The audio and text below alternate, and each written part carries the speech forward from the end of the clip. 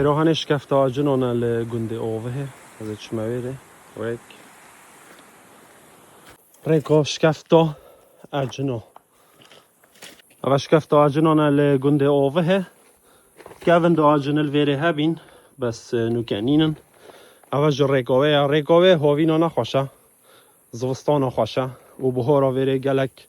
جوان همید بتا کسکاتی و 2024 بود ماهی جار پشوه درنگ از الویره بیم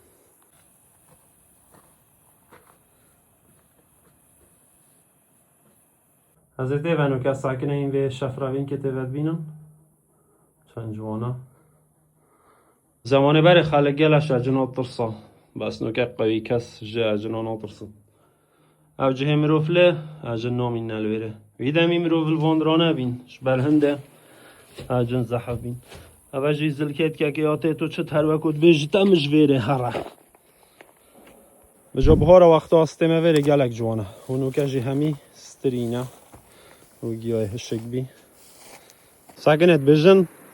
بری آدمی علیه السلام چندین مخلوق لسر روی عردی جیان بس یه هرب ناودنگ گوتنه الحن والبن حن و بن ابن كثير كتابك هاي بيشتغل البداية والنهاية دست بيكو دماهيك ويرو دو بحثا حنو بنا تيتا كرن و چندين مخلوقات دي حنو بنا معاصي كرن ويرو خود تعالى ديا درسك بدتوانا اجن مصالات كرن سروانا اجنا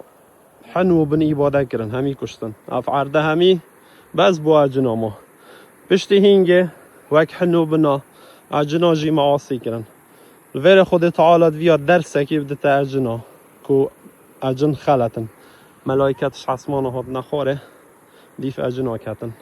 یه روی یه چوی شکفتا و یه چوی محیطا و بحرال واندرا خواه شارتن یعنی چیروکانا گلکا درجه و ایکش قصت هاد بیجد ملائکت چون شکفته که بچی که اجنا دید ویر جناوی که عزازیل و الگل خابرنا عصمانا الگل ملائکتا مازم بی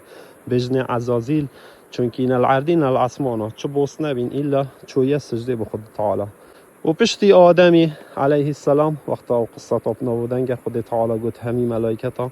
هر ناس سجده بو ویر عزازیل یعنی پشتی نکمت بجن الشیطان نچو سجده و